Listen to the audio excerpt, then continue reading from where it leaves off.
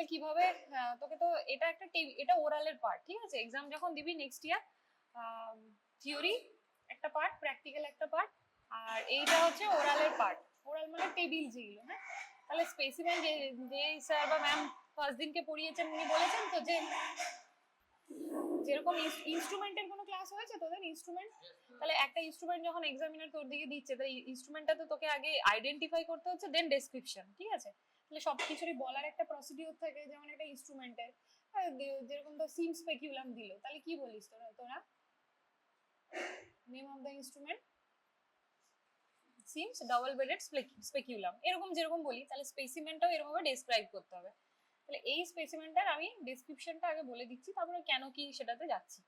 এটা হচ্ছে বলবি this is a specimen of ovarian cyst, most likely mucinous cyst adenoma. এটা হচ্ছে এই স্পেসিফিক স্পেসিমেনটার কথা বলছি। এক্সামে এই স্পেসিমেনটাকে চিনে রাখ। এবার অনেক স্পেসিমেন আমাদের প্রতিদিন তৈরি হচ্ছে, ওটি হচ্ছে, স্পেসিমেন চেঞ্জও হতে পারে। কিছু বেসিক জিনিস যদি তুই চিনে রাখিস তাহলে তুই বলতে পারবি ওটা কি স্পেসিমেন, ঠিক আছে? তাহলে এইখানে এটা দেখে তোরা কি বুঝছিস, এই দিকটা আগে দেখ। এই দিকটা এটা হচ্ছে মনে হচ্ছে না একটা লার্জ সিস্টিক কিছু একটা, যেটা বডি থেকে রিমুভ করা হয়েছে, ঠিক আছে? এবারে আসি ওভারিয়ান সিস্টে। সিস্ট আমাদের যে গাইনি পার্টটা, ইউট্রাস অ্যান্ড অ্যাডেনেক্সা। তা অ্যাডেনেক্সাতে কি কি আছে? ফ্যালোপিয়ান টিউব, ফিমব্রি ছাড়া ওভারি আছে। তাহলে সিস্ট হওয়ার আমার ওইটাই জায়গা, ওভারি। তোরা আপাতত এটাই মাথায় রাখ, ঠিক আছে? আপাতত তোদের এক্সামে ওই ভ্যাজাইনা এই ওভারিয়ান সিস্ট নিয়েই চলবে। তাহলে এটা আমার একটা ওভারিয়ান সিস্ট, লার্জ একটা স্ট্রাকচার, দেখে মনে হচ্ছে যে মোটামুটি তোর এটা 40 × 30 সেন্টিমিটারের কিছু ছিল। এটার পেশেন্টের ক্ষেত্রে কি ওটি করা হয়েছে? ডায়াগনোসিস পেশেন্ট বিল্ড আপ পরে বলছি। এটার ক্ষেত্রে যা সিস্টেক্টমি করা হয়েছে, বা হয়তো একটা সাইডের উফেরেক্টমি বলতে পারি, যদি পুরো ওভারিটা নিয়ে উফেরাস বলি ওভারিকে, ওভারিটা নিয়ে যদি সিস্টটা আমার বাদ দিয়েছে তাহলে ওই সাইডের হয়তো উফেরেক্টমি করা হয়েছে সিস্টেক্টমির সাথে। আচ্ছা, এবারে হচ্ছে আমি আসি যে ওভারিয়ান টিউমার বা সিস্ট যেটাকে আমরা বলছি, সেটার একটু কিছু ক্লাসিফিকেশন আছে। বেসিকটা একদম ওভার মানে মোটামুটি যেটা, সেটা তোদের একটু জেনে রাখতে হবে, ঠিক আছে? আচ্ছা, ওভারিয়ান টিউমার বা সিস্ট যেটা, ওটা তিনটে টাইপের হয়। যদি তোর অরিজিন থেকে ক্লাসিফিকেশন বলি, একটা হচ্ছে এপিথেলিয়াল টাইপ, একটা হচ্ছে জার্ম সেল টিউমার, একটা হচ্ছে সেক্স কর্ড স্ট্রোমাল, ঠিক আছে? মোস্ট কমনলি যেটা 70-80% হয় এপিথেলিয়াল টিউমার। তাহলে এপিথেলিয়াল নামটা কোথা থেকে এসছে? নিশ্চয়ই মনে হচ্ছে না যে টিউমারে যে সেলগুলো থাকে সেগুলো নিশ্চয়ই কোনো একটা এপিথেলিয়ামে থাকে। তাহলে আমাদের ইউট্রাস আর অ্যাডেনেক্সার স্ট্রাকচারটা সম্বন্ধে সবার একটু আইডিয়া আছে তো? এটা হচ্ছে আমার ইউট্রাস, সার্ভিক্স আসছে, এদিকে হচ্ছে আমার ভেজাইনা, ঠিক আছে? তো এখান দিয়ে আমার দুটো ফ্যালোপিয়ান টিউব আসছে, হ্যাঁ। ফ্যালোপিয়ান টিউবটা এন্ড হচ্ছে এইভাবে ফিমব্রিতে, আর এখানে আছে আমার ওভারি। সেম ভাবে এইটা কিন্তু পিছনের দিকে থাকে। আমি অ্যান্টেরিয়ার সারফেসটা তোদেরকে বোঝানোর জন্য অ্যান্টেরিয়ারলি দেখাচ্ছি। এটা হচ্ছে আমার ফ্যালোপিয়ান টিউব, লাস্টে ফিমব্রি, আর এখানে হচ্ছে আমার ওভারি থাকে, ঠিক আছে? তুই দেখতে পাচ্ছিস না? না, তুই দেখতে পাচ্ছিস? এদিকে চলে আসবি। তাহলে এইটা হচ্ছে আমার ইউট্রাস, হ্যাঁ। এই যে পুরো দুদিকের পার্ট, ইউট্রাস ছাড়া এই যে দুদিকের পার্ট, এটা হচ্ছে আমার পুরো অ্যাডেনেক্সা। অ্যাডেনেক্সাতে আমার এই যে এই জিনিসটা থাকছে ফ্যালোপিয়ান টিউব, এই দেখ এন্ডটা ফিঙ্গার লাইক ফিমব্রি, আর এখানে থাকছে আমার ওভারি, ঠিক আছে? ওভারিয়ান লিগামেন্ট, এখান থেকে এরকম ব্রড লিগামেন্ট, এইদিকে সামনের দিকে দেখলে ব্রড লিগামেন্ট, ওভারি কিন্তু ইউট্রাসের পিছনে। তো এটা পিছনের সারফেস ইমাজিন কর, আমি অ্যান্টেরিয়র সারফেসটা করিনি, ওভারি পিছনের দিকে থাকে। যখন ওটি দেখবি, হিস্টেক্টমি THBS ও এখনই খোঁজ পেলেই চলে যাবি, যখনই ওটি হবে সামনে দেখলে বুঝতে পারবি, আর অ্যানাটমিটা ক্লিয়ার হবে। তাহলে এই দুটোকে নিয়ে আমরা কনসার্ন, আমাদের এই যে সিস্ট গুলো হচ্ছে ওভারিতেই হচ্ছে, ঠিক আছে? এবার আমি তিনটে টাইপস বললাম, একটা হচ্ছে আমার এপিথেলিয়াল, একটা সেক্স কর্ড স্ট্রোমাল, আর একটা জার্ম সেল টিউমার। এই যে মিউসিনাস সিস্ট অ্যাডেনোমা আমি বলে দিলাম, আমি তো এটার নাম বলে দিলাম। এটা হচ্ছে তোর এই যে আমার ফ্যালোপিয়ান টিউব আছে, ফ্যালোপিয়ান টিউবের এই যে এপিথেলিয়াম, এখান থেকে এই যে সেলগুলো থেকে মাইগ্রেট করে কোনোভাবে ওটা নিওপ্লাসিয়া হয়ে এই জায়গায় সিস্টটা তৈরি হচ্ছে, ওভারিয়ান সিস্ট। আচ্ছা, এবার এটাকে আমি মিউসিনাস সিস্ট কেন বলছি তার পয়েন্ট ফেভারে আমি তোকে পয়েন্ট জিজ্ঞেস করবে। তুই প্রথমে বলবি যে সাইজ, এটা একটা লার্জ সাইজের সিস্ট, হ্যাঁ। মিউসিনাস সিস্ট আমাদের ফিমেলদের ওভারিয়ান যে টিউমারগুলো হয় তার মধ্যে মোস্ট কমন এপিথেলিয়াল বললাম। এপিথেলিয়ালের প্রথম তিনটে টাইপ আমি বলছি, একটা হচ্ছে সেরাস সিস্ট, একটা মিউসিনাস, আর একটা ব্রিনার, ঠিক আছে? এবার সেরাসিস দেখবি তোরা খুব ফাইনাল ইয়ারে শুনবি এই কথাটা, সেরাসিস, কারণ ওটা মোস্ট কমন। সেরাস হচ্ছে মোস্ট কমন, 80-90% হচ্ছে সেরাসিস্ট হয়, সেরাসিস্ট অ্যাডেনোমা। নেক্সট আসে আমার এইটা, সেটা হচ্ছে মিউসিনাস সিস্ট। মিউসিনাস সিস্ট হচ্ছে মোস্ট কমন লার্জেস্ট টিউমার। সেরাসের একটা সাইজ থাকে, সেরাসও হয় 15 to 20 সেন্টিমিটার, কিন্তু এই যে এত লার্জ ধর 30-40 সেন্টিমিটার যে সিস্ট গুলো আমি পাচ্ছি এটা মিউসিনাস সিস্ট। ঠিক আছে, এবার কি হয়, এবার এই দিকটা দেখ, মধ্যে মধ্যে মনে হচ্ছে একটা জায়গায় কাটা কাটা মতো মনে হচ্ছে, হ্যাঁ মাল্টিসেপ্টেড হয়, হ্যাঁ মাল্টিলকিউলার হয়। এদের এই ভেতরে এই যে কাটা কাটা জায়গাটা বুঝতে পারছিস, সবাই দেখতে পাচ্ছিস, এরও অনেকগুলো লকিউলাই, মানে অনেকগুলো পকেট আছে। এখানে ধর ওর এরকম ভাবে সিস্টটা ছিল, তো আমি ধরে নিলাম ওর রাইট সাইডে এরকম ভাবে একটা বিশাল সিস্ট হয়েছিল। এবারে সিস্টের ভেতর দিয়ে এরকম এলোমেলো লাইন যাচ্ছে, এরকম বিভিন্ন পকেট তৈরি হয়েছে। হ্যাঁ, ওইটাই আমি এখন সিস্টটা খুলেছি, এটা তো সিস্টটা খুলে আবার ইনসিশন দিয়ে ওপেন করা হয়েছে। কেন বলছি, তখন এই লকিউলাই গুলো আমার ওপেন হয়ে গেছে, তাহলে এগুলো মাল্টি লকিউলাই হয়। ঠিক আছে, এই জন্য এটা একটা ফেভারে পয়েন্ট, যেটা মিউসিনাস সিস্ট। আরেকটা হচ্ছে সাইজটা একটা পয়েন্ট। সেকেন্ডলি তুই থার্ড পয়েন্ট, সেটা হচ্ছে আমার শুধু সিস্টটা বডি থেকে বের করা হয়েছে। তাহলে আমাকে ইমাজিন করতে হবে, তোকে পেশেন্ট বিল্ড আপ করতে বলবে, যাতে তুমি এজটা গেস করো। তাহলে তোকে প্রথমেই গেস করতে হবে যে না, ও কোনোভাবে হোক সামহাও 45 এর বিলো। ঠিক আছে, ওই জন্য আমরা হিস্ট্রেক্টমি করিনি, কারণ আমাকে ইউট্রাসটা তখনও রাখতে হবে। ভাবতে হতে পারে যে ও রিপ্রোডাক্টিভ এজে আছে, কেন যদি ফার্দার মানে প্রেগনেন্সির ইচ্ছে থাকে, তাই জন্য আমরা করছি না হিস্ট্রেক্টমি। তাহলে ওটা একটা। আচ্ছা, এটা কেন বললাম এজের ব্যাপারটা, কারণ mucinous cyst most commonly 40 to 50 years পেশেন্টদের মধ্যে হয়, মোস্ট কমনলি মিউসিনাস সিস্ট। ঠিক আছে, এই যে সিস্টটা, তাহলে তোর এজ ক্রাইটেরিয়াটাও ফিল করে যাচ্ছে। তাহলে মিউসিনাস সিস্টের ফেভারে এই তিনটে পয়েন্ট। আর যেটা কনফার্মেটরি, সেটা কি কনফার্ম করছি, ইউএসজি দিয়ে আমি ডায়াগনোসিস করেছি, আমি পেশেন্ট বিল্ড আপটা বলবো তোদের। ইউএসজি দিয়ে আমি ডায়াগনোসিস করেছি, পেশেন্টকে আমি ওটি প্ল্যান করেছি। তুই জেনে থাকবি আমাদের মেডিকেলে আমরা সার্জেনরা যা ওটি করি সবকিছু আমরা কোথায় পাঠাই? সেকেন্ড ইয়ারে পড়েছিস তোরা সাবজেক্টটা, হিস্টোপ্যাথোলজি। তাহলে এর কনফার্মেটরি হচ্ছে হিস্টোপ্যাথোলজি। এই যে সিসটাকে কাটা হয়েছে না, এবারে কেন, এবারে যে মিউসিনাস কথাটা থেকে একটা কি কথা আসছে, মিউসিন, মিউসিন থেকেই মিউসিনাস। তাহলে এই সিসটা filled with mucin like material.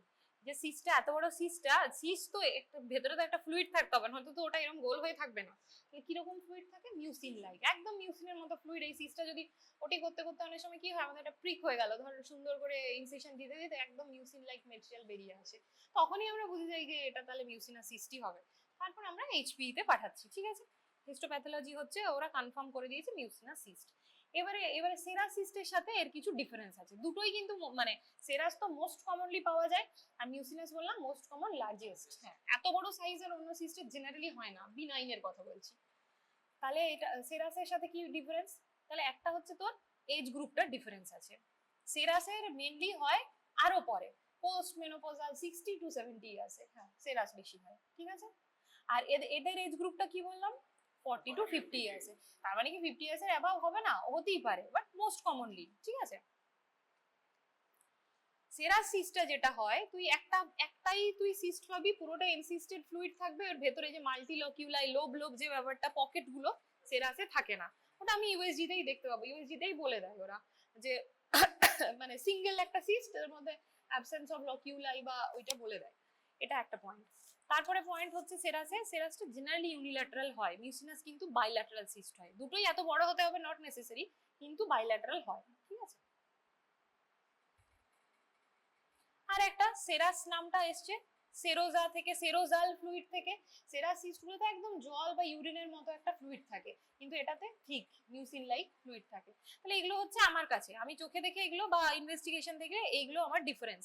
অনেক সময় গুলিয়ে যায় পেশেন্টের প্রেজেন্টেশনটা, এমন পেশেন্ট বিল্ড আপটার সময় বলবো, তো পেশেন্ট দেখে আমরা পেশেন্ট এক্সামিনেশন করে বলতে পারবো না যে ওটা সেরাস না সেরাস সিস্টাডেনোমা না মিউসিনাস সিস্টাডেনোমা। তার জন্য আমাকে পেশেন্টকে ইউএসজি লাগবে, তারপর আমাকে ডিরেক্টলি ল্যাপারোটমি বা ল্যাপারোস্কোপিতে আমি যখন সিস্টটা বের করছি, আর ফাইনালি হিস্টোপ্যাথোলজি। ঠিক আছে, আচ্ছা আমি হ্যাঁ বল। Yes, no there is also ovary preserving surgery, right.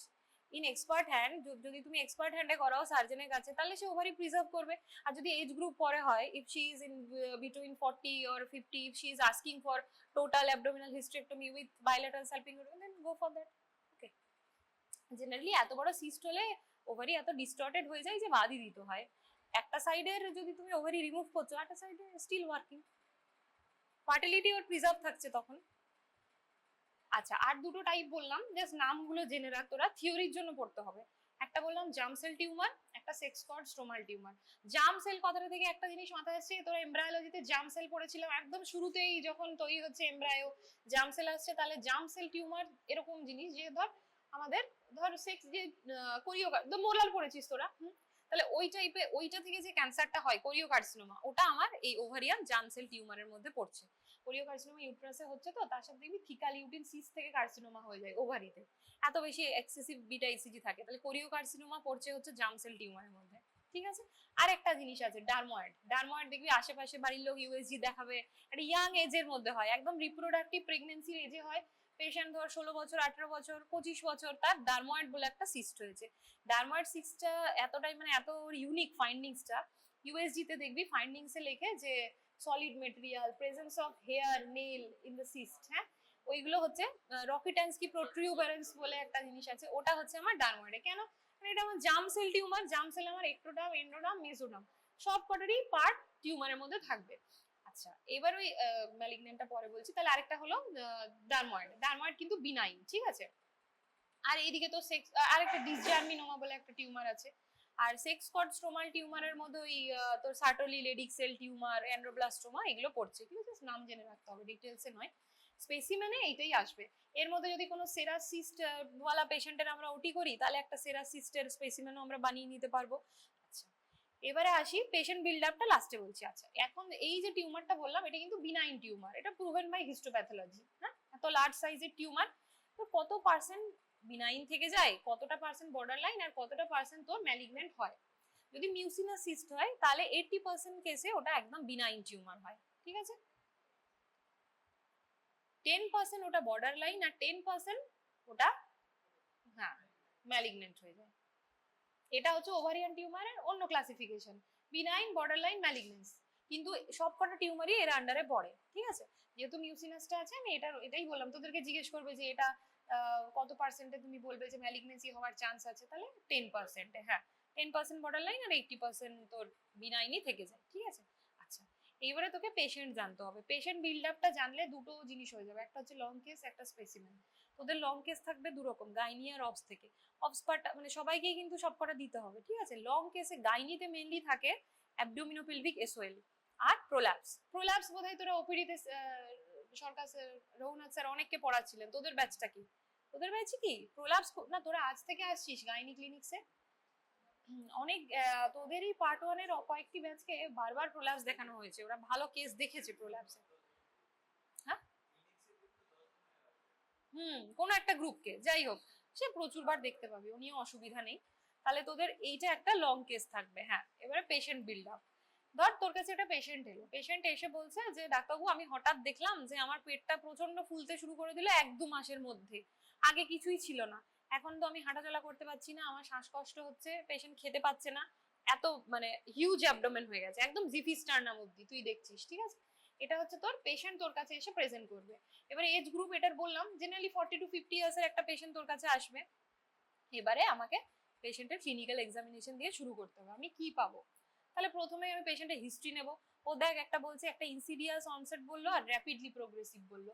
এই পেশেন্ট কখনোই এসে তোকে ফাইব্রয়েড পড়েছিস তোরা, fibroid grows over the years, আর এটা ডেজ অর মান্থ, ঠিক আছে।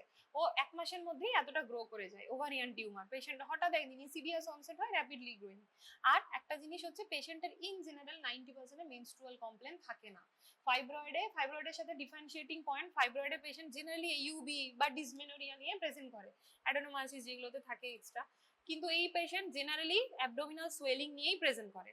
মেনস্ট্রুয়াল কমপ্লেন জেনারেলি থাকেই না বলতে গেলে। কিছু জনের হয়তো মেনোপজ হয়ে গেছে, তারা হয়তো বলবে আমার এটা ফুলছে আর আমি দেখছি 6 মাস থেকে আমার মেন্স হচ্ছে না, সেটা অন্য রিজন, হয়তো সে মেনোপজ অ্যাচিভ করতে চলেছে। আমাদের দেশের নর্মাল রেঞ্জ কত মেনোপজ অ্যাচিভ করার? 46 to 53। অনেকের প্রিম্যাচিওরও হয়, সেটা ঠিক আছে, ভ্যারি করে, আমাদের অনেকটাই রেঞ্জ কিন্তু। হ্যাঁ, তাহলে এবার পেশেন্ট এলো, তুই এবার এক্সামিনেশন শুরু করবি। তাহলে তোকে প্রথমে আমরা জেনারেল এক্সামিনেশন করি, বিপি পালস দেখিস, তোরা মেডিসিনে দেখছিস, যেগুলো মেডিসিনে করি এক্স্যাক্টলি ওইগুলো দেখতে হবে আমাদের, প্যালার, ইডিমা, জন্ডিস, ক্লাবিং, সায়ানোসিস সব কটা দেখে নিলাম। এরপর একটা ইম্পর্টেন্ট জিনিস দেখতে হবে, সেটা হচ্ছে এখানে লিম্ফ নোড। ঠিক আছে, এই লেফট ক্লাভিকুলার একটা লিম্ফ নোড থাকে, ওটাকে কি বলা হয়, ভিটচার্লস নোড। পেশেন্টকে এইভাবে রেখে তোকে এক্সামিনেশন করতে হবে। কেন? কার্সিনোমা, পেশেন্টটার ম্যালিগনেন্ট হচ্ছে কিনা আমাকে দেখতে হবে। প্যালপেবল নয় মানে ম্যালিগনেন্ট নয় সেটা আমি বলে দেবো না, বাট ওটা একটা ইম্পর্টেন্ট ফাইন্ডিং। জেনারেলি এটা হয় যে ড্রেন করে এই লিম্ফ নোডটাতে প্যালপেবল হয়। তাহলে এইটা হলো। তারপর নেক ভেন, নেক গ্ল্যান্ড, এগুলো আমরা দেখি। আচ্ছা, এবার আমি আসছি এক্সামিনেশন প্রপারে। পার অ্যাবডোমেন, পেশেন্টকে সুপাইন করলি, একটুখানি নি ফ্লেক্স করে আমরা পার অ্যাবডোমিনাল এক্সামিনেশন করব। তাহলে তোকে প্রথমে দেখতে হবে যে হাইট কত বড় সাইজ হয়েছে। ধর তুই পেলি একদম জিফিস্টার্নাম অব্দি, তুই একটা লেন্থ মেজার করলি, একটা উইথ মেজার করলি, এই যে তখনই আমি দেখে তুই হাত দিলেই বুঝতে পারবি একটা ফার্ম কনসিস্টেন্সি, সিস্টিক কনসিস্টেন্সি। মোটামুটি মেজারমেন্টটা তুই এক্সামিনারকে দেখে বললি যে আমার মনে হচ্ছে 30x20 লেন্থে। ধর পেশেন্ট শুয়ে আছে, তো তোর কাছে এসছে, তুই এটা সারফেসটা দেখাচ্ছি, পেশেন্ট ধর শুয়ে আছে, তুই এরকম একটা পেলি, এখানেই তো জিফিস্টার্নাম, এখানে আম্বালিকাস, ঠিক আছে। তাহলে মোটামুটি এটা 30 সেন্টিমিটার হয়েই যাবে, তার বেশি হবে। আর এই সাইড থেকে এই সাইড তুই উইথটা মাপলি, বা তুই বলতে পারিস যে এটা একটা 36 উইকস বা টার্ম প্রেগন্যান্সির মতো সাইজ হয়ে যাচ্ছে। প্রেগন্যান্সি দিয়ে আমরা গাইনোকোলজিস্টের সাইজটা বলি তো ইউট্রাসের, তাহলে এটা তুই বলতে পারিস। মোটামুটি চোখে দেখা মেজারমেন্ট, ঠিক আছে। প্যালপেশনের ফাইন্ডিংস বলছি আমি এগুলো। তারপরে তোকে সারফেস দেখতে হবে। সারফেস জেনারেলি বিনাইন টিউমারে একদম স্মুথ সারফেস হয়, ঠিক আছে। সারফেস দেখাটা খুব ইম্পর্টেন্ট। একদম যদি ইউনিফর্মিটি থাকে, যখন ভালো করে পেশেন্টের পেটে তোকে ইয়ে করতে হবে, হাতটা প্যালপেশন করতে হবে। আর যদি এটা ম্যালিগনেন্ট হয় তাহলে ভ্যারিগেটেড, এরকম নব নব লাইক অ্যাপিয়ারেন্স হয়, ইউনিফর্ম ম্যালিগনেন্টে থাকে না, ঠিক আছে। এরপরে নাম্বার, তুই ধর এরকম দুটোও তো পেতে পারিস, দু সাইডে মনে হচ্ছে ফোলা, মধ্যে একটু ডিপ্রেসড, হয়তো ইউট্রাস আমি বুঝতেই পারছি না, তাহলে নাম্বার। তুই কটা সোয়েলিং পাচ্ছিস, তাহলে প্রথমে আমি সাইজটা দেখলাম, তারপরে সারফেস দেখলাম, তারপর আমাকে নাম্বার দেখতে হবে, ঠিক আছে। এবারে তোকে কনসিস্টেন্সিটা দেখতে হবে। এই যে সিস্ট, ধর ভেতরে এতটা ফ্লুইড ফিল্ড একটা সিস্ট, তুই অবভিয়াসলি একটা সিস্টিক কনসিস্টেন্সি পাবি। কিন্তু এদের যাদের ইডিমা, তোর অ্যাসাইটিস নেই, তাদের আমরা ওইটাতে কিন্তু কখনোই শিফটিং ডালনেস দেখাতে পারবো না। কেন? কারণ এটা তো এনসিস্টেড ফ্লুইড, তাই না। ভুল করেও কেউ যার অ্যাসাইটিস নেই, ফ্ল্যাঙ্ক ফুল নয়, শুধু একটা সিস্টিক পার্ট তুই ধর জিপিস্টার্নাম বা আম্বালিকাস থেকে সুপ্রাপিউবিক এরিয়া অবধি পাচ্ছিস, ফ্ল্যাঙ্ক গুলো ফ্রি আছে, ফ্ল্যাঙ্ক একদম খালি, কখনোই বলে দিবি না যে এটা আমি শিফটিং ডালনেস পাবো না আমি, তাই না। ফ্রি ফ্লুইড না হলে, এটা তো এনসিস্টেড ফ্লুইড, তাহলে আমি একটা সিস্টিক স্ট্রাকচার পেলাম। এবার হচ্ছে মোবিলিটি। কিছু জিনিস থাকে জেনারেলি বিনাইন যেগুলো হয় ওগুলো ফ্রিলি মোবাইল হয়, তুই সিস্টটা দেখবি, তুই তোর সাইড টু সাইড মোবিলিটি পাচ্ছিস, ঠিক আছে। যেগুলো ম্যালিগনেন্ট হয়, প্রথম কথা এত বড় সাইজের হয় না, ম্যালিগনেন্ট সাইজটা একটা ম্যাটার করে, আর ওদের মোবিলিটি অনেক রেস্ট্রিক্টেড হয়, ঠিক আছে। ওরা ধর বেশিরভাগ ক্ষেত্রে মেটাস্টেসিস হয়, ওমেন্টাম গাট ওই সিস্ট গুলোর সাথে অ্যাডহেশন হতে থাকে। যত চারিপাশের স্ট্রাকচারের সাথে অ্যাডহেশন হয় তত মোবিলিটি সিস্টের কমে যাবে। তাহলে এই পয়েন্টগুলো তোকে মনে রাখতে হবে। প্রথমে আমি সাইজ বললাম, নাম্বার বললাম, সারফেসটা বললাম কিরকম হচ্ছে, তারপর মোবিলিটি দেখতে হবে। প্যালপেশনে আমরা এগুলোই দেখি। অসকালটেশনে আমরা এটাতে কিছু পাবো। অসকালটেশন পয়েন্টটা কেন বলছি লাস্টে বলে দিচ্ছি, কেন অসকালটেশন পয়েন্টটা এলো। কিছু পাবো না অসকালটেশনে, আমরা কিছু পাবো না, ঠিক আছে। আর পারকাশনে তুই যখন সিস্টের উপর পারকাস করছিস কি পাবি? হ্যাঁ পাবো। পারকাস করতে করতে আমি আবার ওইদিকে চলে যাব, ঠিক আছে, রেজোনেন্ট পাবো। আর যদি আমার মনে হয় যে ফ্ল্যাঙ্কে অ্যাসাইটিস থাকছে, তাহলে আবার তার ওইদিকে আবার নিচের দিকে গিয়ে আমি ডাল সাউন্ড পাবো। তখন আমি পেশেন্টটাকে ঘুরিয়ে শিফটিং ডালনেস করব, তখন মনে হবে যে হ্যাঁ এর ভেতরে কিছু অ্যাসাইটিস আছে, শুধু এটাতে আমি করতে পারবো না। তাহলে আগে পারকাশন করাটা ইম্পর্টেন্ট, শিফটিং ডালনেস ওইগুলো করার আগে পুরোটা পারকাস করে করে আমাকে আসতে হবে, মেডিসিনের মতো একদম সেম ওয়েতে পারকাশন করব। এটা হলো। আচ্ছা, এরপর হচ্ছে তোর পারভেজাইনাল এক্সামিনেশন, ঠিক আছে। ওটা তোদের জিজ্ঞেস করবে, কিন্তু পেশেন্টের উপর না দেখাতে হলেও জিজ্ঞেস করবে। আচ্ছা, এবারে পিভি, আমরা পিভিটা বুঝে নে ভালো করে। পিভি আমরা এখান থেকে করি তো, একটা ফিঙ্গার ইনসার্ট করে, হ্যাঁ, পেশেন্টের পারমিশন নিয়ে, প্রপার এক্সপোজার আর পেশেন্টের প্রাইভেসি মেনটেন করে, ঠিক আছে। এবার এখানে যখন আমি ফিঙ্গার ইনসার্ট করলাম, এটা আমার ভেজাইনা, এই লম্বা পার্টটা কি সার্ভিক্স, তার উপরে ইউট্রাস, হ্যাঁ। আমি তো ওভারিয়ান সিস্ট নিয়ে কথা বলছি, আমি বাইরে একটা সিস্টিক মাসকে মুভ করে দেখেছি মোবাইল। আমি যদি এখানে সার্ভিক্সটাকে মুভ করাই, এটা কি মুভ করবে? করার কথা নয়। সার্ভিক্সের সাথে কি এর কোনো ডিরেক্ট কানেকশন আছে? নেই।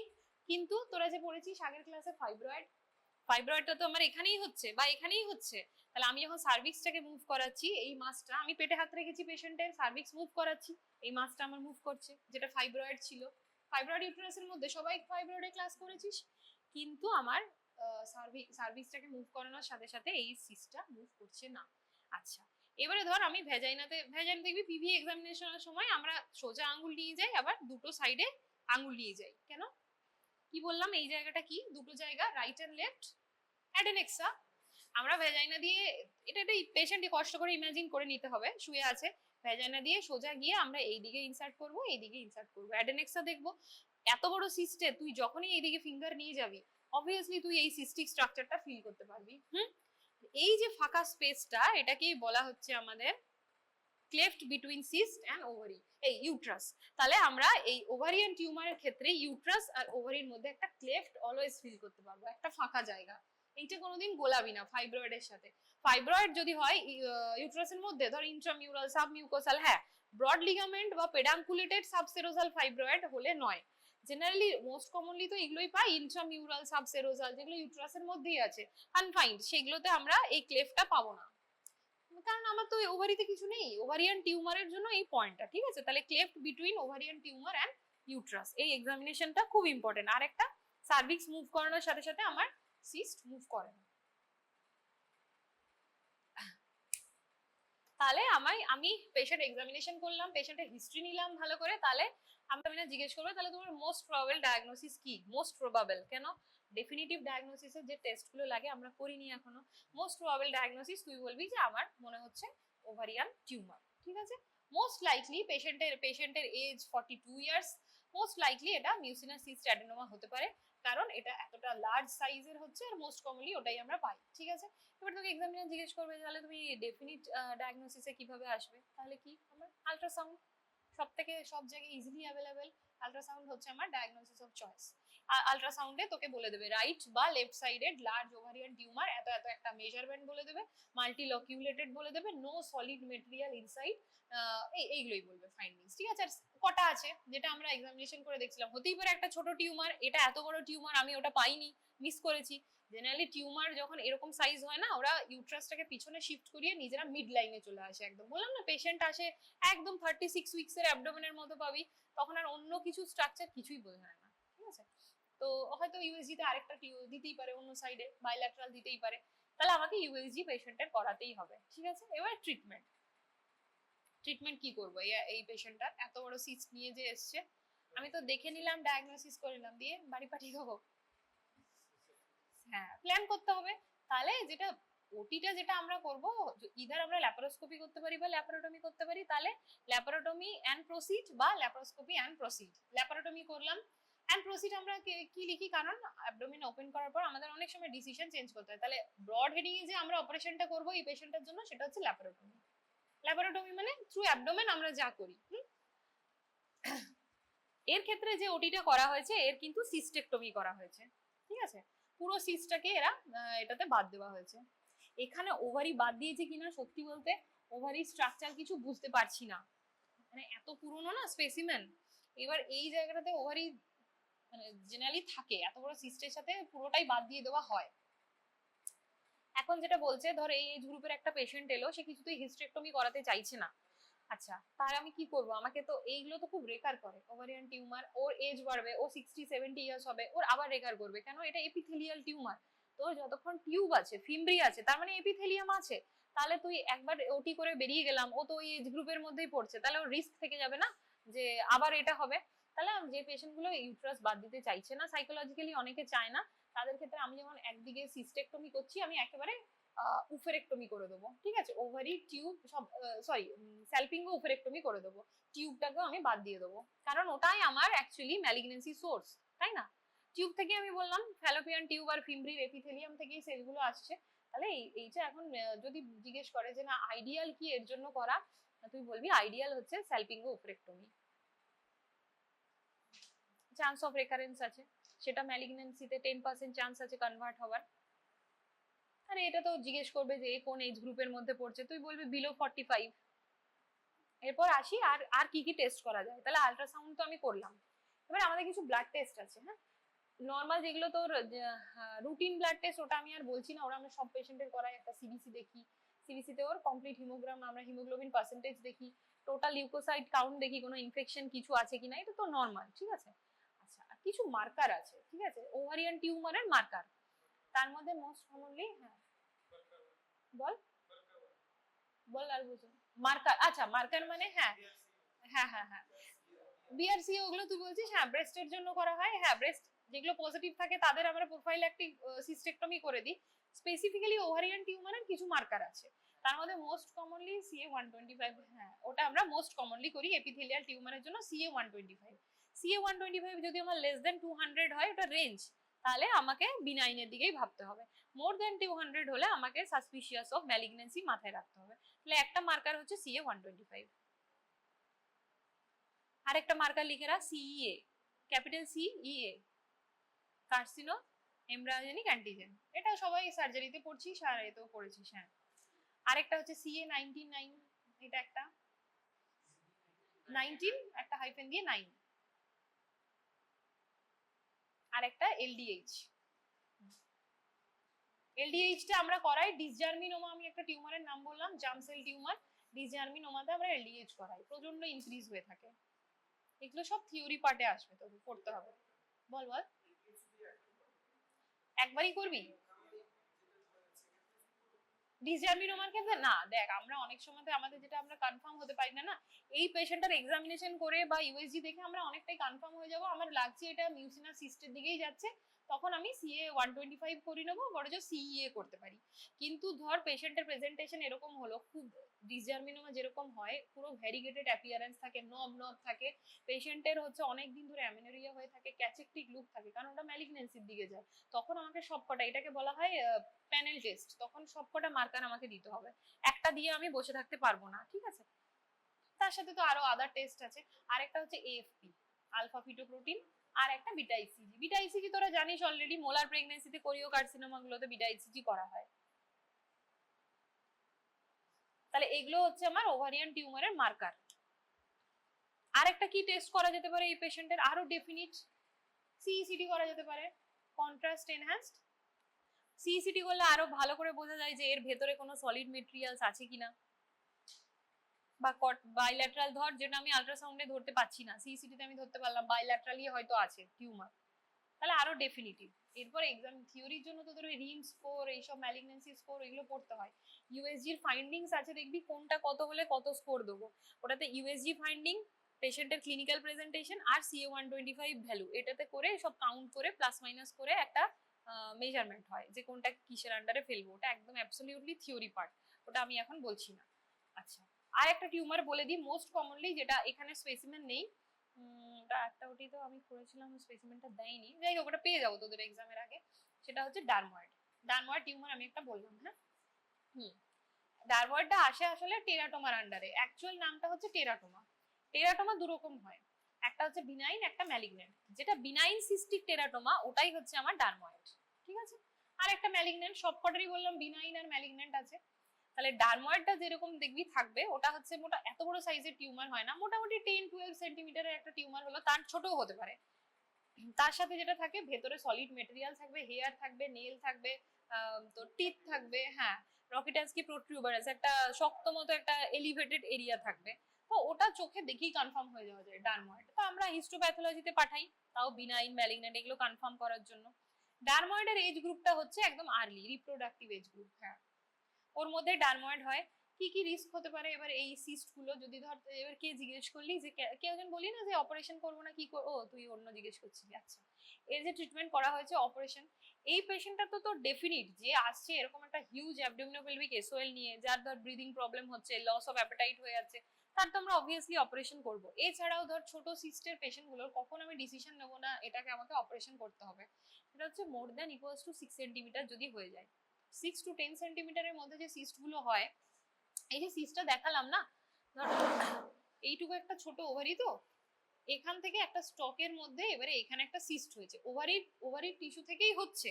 এবার এই যে স্টকটা থাকছে, সিস্টটা ধর সাইজে বাড়ছে, একটু ওয়েট হয়ে যাচ্ছে, পেশেন্ট ধর কোনো হেভি ওয়ার্ক করলো, কিছু করলো, বা কোনো এক্সারশন হচ্ছে, এই স্টকটা ধরে এরকম ভাবে সিস্টটা প্যাঁচ খেয়ে যাচ্ছে। একটা স্টকে যদি ধর একটা তুই মনে কর একটা লম্বা দড়িতে তুই একটা ভারী জল ভরা কিছু একটা প্লাস্টিককে রেখে দিয়েছিস, তারপর ধর যে কোনো রকম মুভমেন্ট হচ্ছে, দড়িতে তো প্যাঁচ খাবেই একটা না একটা টাইমে, তাই না, ওর ওয়েটটা তো নিচের দিকে, তাহলে এই রিস্কটা আমার হয়ে যায় না 6 সেন্টিমিটার অ্যাবাভ হয়ে গেলেই আমার পেশেন্টকে তখন বলতে হবে যে না এবারে বিনাইন হোক ম্যালিগনেন্ট হোক তোকে ভাবতে হবে অপারেশন করে নেওয়ার কথা, ঠিক আছে? কারণ মেন হচ্ছে টর্শন। এছাড়াও কিছু কিছু সিস্ট রাপচার করে যায়, তাহলে পেটের মধ্যে সিভিয়ার হেমারেজ হয়ে যাবে, মানে হিমোপেরিটোনিয়াম ব্লাড হয়ে যাবে, অ্যাকিউট ইনসিডেন্ট হয়ে যাবে, তখন পেশেন্ট তোর কাছে severe pen abdomen, haemodynamically unstable অবস্থায় প্রেজেন্ট করবে। তাহলে এই পেশেন্টগুলোকে আমরা তোর অপারেশন করে দিই, সার্জিক্যাল ম্যানেজমেন্ট। এর নিচে যেগুলো থাকে ওগুলো কনজারভেটিভ করি। কি করি আমরা? Wait and watch, follow up.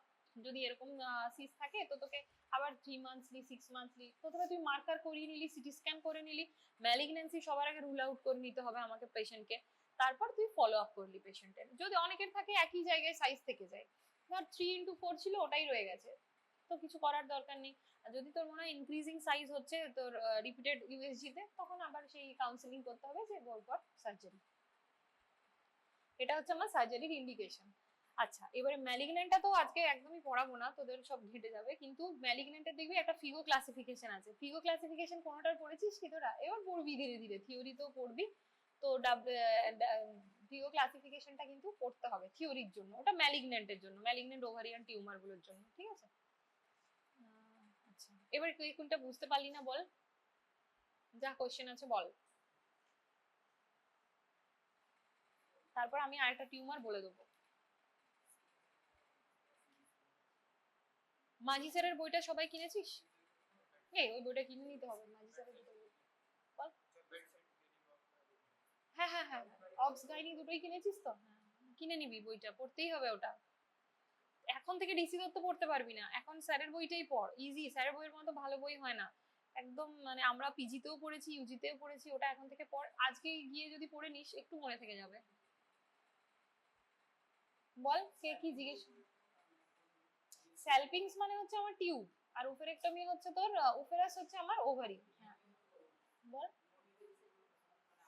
হ্যাঁ ওইটাই, তোকে পেশেন্ট সিলেক্ট করতে হবে।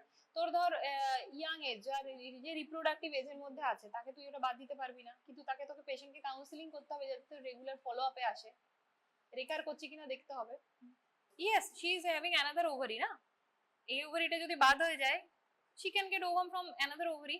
And but if it is bilateral and malignant, then you have to remove everything, you have to remove the uterus and also the adnexa.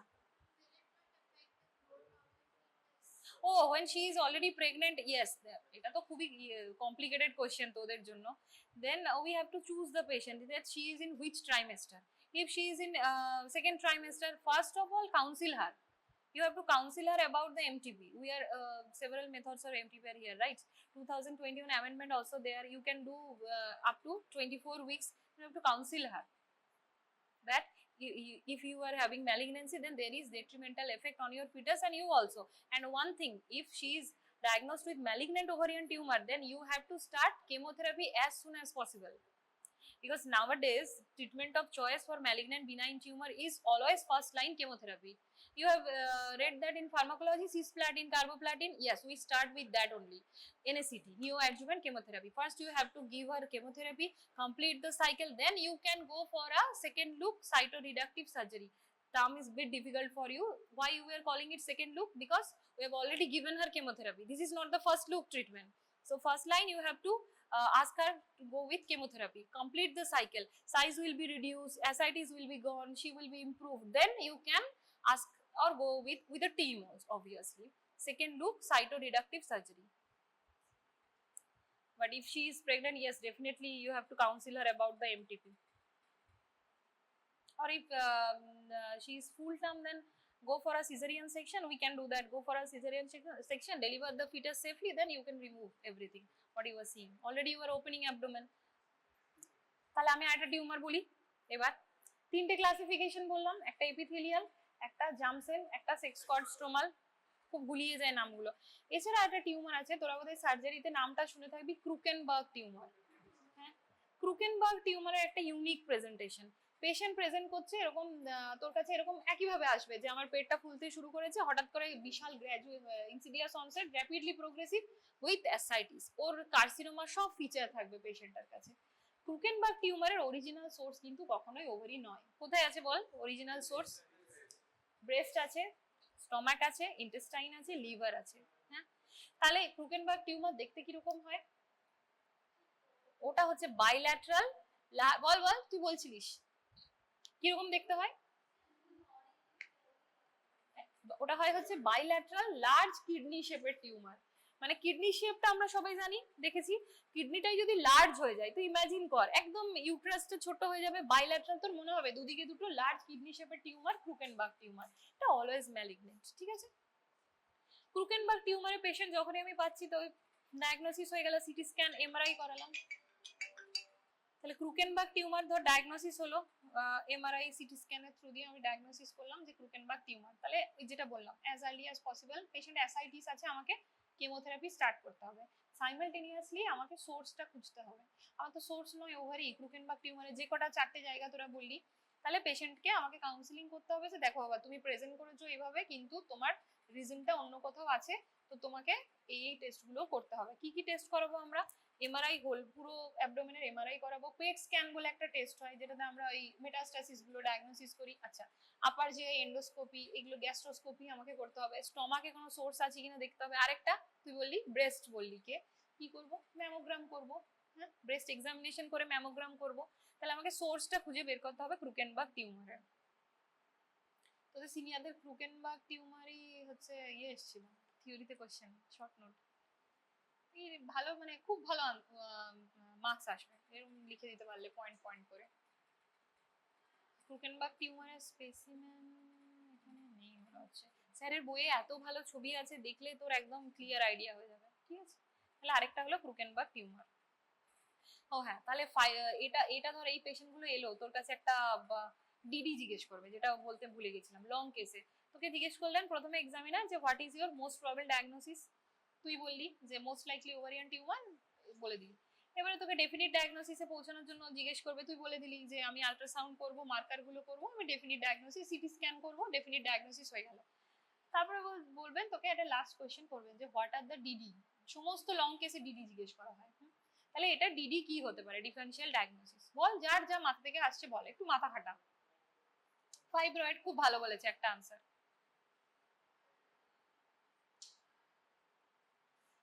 এত বড়ই cyst ভেবে নিস না, এটা একটা স্পেসিমেন হলো, মনে কর ছোটই, সিস্টটা ছোটই মনে কর একটা স্পেসিমেন। তাহলে কি কি তোর মাথায় আসবে? প্রথম কোনটা বলতে হবে আনসার?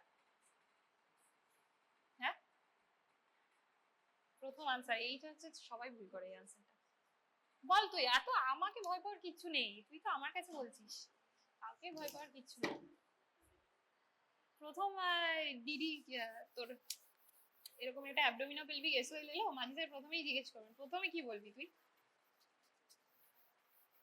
তোর লং কেসের পেশেন্টটা হচ্ছে 40 years old patient, obviously menopause হয়নি, তোর কাছে এসেছে, তাহলে প্রথম তোর ইয়ে কি হবে? একটা অ্যাবডোমিনোপেলভিক এসওএল এর একটা পেশেন্ট এসেছে, অ্যানাটমিটা মনে কর কি আছে আমার ইউট্রাস ভেতরে, বলছি এটা আমি বাইরে থেকে বলছি না, কি আছে আমার এখানে? হ্যাঁ, ফুল ব্লাডার। তাহলে প্রথমেই হচ্ছে আমার পেশেন্টের বলতে হবে ফুল ব্লাডার। তাহলে যে কোনো আমার গাইনি পেশেন্টকে এক্সামিনেশন করার আগে আমাকে বলতে হবে ইউরিন করে এসো। না, ফুল ব্লাডার তুই আনসার দিবি, পেশেন্টকে আমাকে বলতে হবে যে পেশেন্টকে বলবো না ফুল ব্লাডার, পেশেন্টকে বলবো তুমি ইউরিন করে এসো। তাহলে ফার্স্ট ডিডি হচ্ছে আমার ফুল ব্লাডার। মোস্ট কমনলি কি কারণে বড় হয়ে যায়? ইউট্রাস। হ্যাঁ, সেকেন্ড হচ্ছে আমার প্রেগন্যান্সি। তাহলে প্রেগন্যান্সি রুল আউট করতে হবে। ধর পেশেন্টটা প্রেগনেন্ট, তাও একটা ওভারিয়ান সিস্ট আছে, আমি অত জানলাম না প্রেগনেন্ট, আমি দিয়ে দিলাম সিটি স্ক্যান, দিতে পারি? কখনো না, আল্ট্রাসাউন্ড দিতে হবে। তাহলে আমাকে প্রেগনেন্সি সবার আগে রুল আউট করতে হবে। তারপর তুই বললি ফাইব্রয়েড, ঠিক আছে, তারপর আমি আসলাম, এবার আমি একটা একটা করে স্ট্রাকচার ওয়াইজ আসছি। ফাইব্রয়েড, ফাইব্রয়েডের অনেকগুলো জিনিস হতে পারে, আমার ইন্ট্রামিউরাল হতে পারে, আমার সাবমিউকোসাল হতে পারে। আর একটা জিনিস আমি বললাম ওভারিয়ান টিউমারের মতো, এখানে ইউট্রাসের এই দিকে কি থাকে? ইউট্রাসের এই যে ফ্যালোপিয়ান টিউব, ফ্যালোপিয়ান টিউবের নিচে পর্দার মতো জিনিস, তাহলে আমার ব্রড লিগামেন্ট ফাইব্রয়েড খুব ইম্পর্টেন্ট ডিডি, সাইডেই থাকে। Broad ligament fibroid most commonly ovarian সিস্টের সাথে গুলিয়ে যায়, ওটি করতে করতেও গুলিয়ে যায়, ঠিক আছে? Broad ligament fibroid. আর লার্জ চকলেট সিস্ট, এন্ডোমেট্রিওসিসে হয় লার্জ চকলেট সিস্ট, ঠিক আছে? লার্জ টিও মাস, টিউবো ওভারিয়ান মাস। আর একটা হচ্ছে, হ্যাঁ, টিও মাস, ক্যাপিটাল টি ক্যাপিটাল ও, টিউবো ওভারিয়ান মাস। মানে যেগুলো ধর টিবি হয় না, টিবি এন্ডোমেট্রাইটিস বা ফ্যালোপিয়ান টিউবে টিবি হচ্ছে, টিবি স্যালপিনজাইটিস, এই যে আমার টিউবটা গেছে, এই যে আমার টিউবটা গেছে, এর ওভারিটা গেছে, এরকম একটা লার্জ মাস হয়ে যায়, লার্জ টিউবো ওভারিয়ান মাস। আরেকটা হচ্ছে পেলভিক অ্যাবসেস, কোনো ইনফেকশনের সোর্স গেছে, পেলভিসে অ্যাবসেস হয়েছে, অ্যাবসেস মানে জানি আমরা যে কোনো জায়গায় হতে পারে, লার্জ পেলভিক অ্যাবসেস, ওটাও এরকম সিস্টিক হয়ে যায়, ঠিক আছে। আরেকটা ডিডি লিখবি, এই যে এরকম সাবসেরোজাল ফাইব্রয়েড, ধর এখান থেকে বেরিয়েছে, কিছু কিছু ফাইব্রয়েড না এরকম ওভারিয়ান টিউমারের মতো একটা স্টক থাকে, দিয়ে এরকম একটা ফাইব্রয়েড হয়ে যায়, তাহলে large subserosal fibroid with cystic degeneration. তোরা ফাইব্রয়েডের থিওরি চ্যাপ্টারটা লিখে নে বলছি। লার্জ পেডাঙ্কুলেটেড, পেডাঙ্কুলেটেড কথাটা লিখে দে, পেডাঙ্কুলেটেড সাবসেরোজাল ফাইব্রয়েড উইথ সিস্টিক ডিজেনারেশন। পেডাঙ্কুলেটেড কেন বললাম, এই যে স্টকটা আছে আমার যদি এখানে লেগে থাকে তাহলে তো ইউটেরাসের সাথে ফিক্স হয়ে গেল, তাহলে আমার এক্সামিনেশন পুরোপুরি চেঞ্জ হয়ে গেল, যেরকম ফাইব্রয়েডের। কিন্তু কিছু কিছু সাবসেরোজাল কি হয়, ওরা এখান থেকে ধর সেরোজাল থেকে উঠছে, এরকম একটা স্টক নিয়ে ওঠে, দিয়ে এরকম বড় হয়ে ইউটেরাসের পাশে থেকে যায়। এবার ফাইব্রয়েডের তোরা ডিজেনারেশন বলে একটা পয়েন্ট পড়বি, খুব ইম্পর্টেন্ট, খুবই ইম্পর্টেন্ট, ডিজেনারেশন অফ ফাইব্রয়েড। ফাইব্রয়েডের অনেক রকমের ডিজেনারেশন হয় থিওরি পার্টে, তার মধ্যে একটা হয় সিস্টিক ডিজেনারেশন, মানে ফাইব্রয়েডের চেঞ্জেস হতে হতে পারে সিস্ট লাইক হয়ে যায়, এরকম কিছু কিছু ক্যালসিফিকেশনও হয়, অনেক রকম হতে পারে, সার্কোমেটাস চেঞ্জ হয়, যেমন কিছু কিছু ক্যান্সারের দিকে চলে যায়। প্রেগনেন্সিতে একটা হয় রেড ডিজেনারেশন, রেড ডিজেনারেশনের উপর প্রচুর কোশ্চেন আসে, সেরকম পেডাঙ্কুলেটেড রাজ সাবসেরোজাল ফাইব্রয়েড, তাহলে এগুলো হচ্ছে তোর মোটামুটি ডিডি, ঠিক আছে। ফাইব্রয়েড ওরই ওরই ভালো নাম লিওমা, এগুলো হচ্ছে ডিডি, মোটামুটি লং কেস এখানেই শেষ হয়, ঠিক আছে। এবার বল কার কি কোশ্চেন আছে, না পড়লে কোশ্চেন করতে পারবি না। যেখানটা বুঝতে পারলি না, কোনো কনফিউশন থাকলে বল, কারণ আবার তো তোদের এটা রিপিট ক্লাস হবে নেক্সট ইয়ার রিভিশন, তাই না, তাহলে কনফিউশন থাকলে ক্লিয়ার করে। আজকে কতজন এসেছে?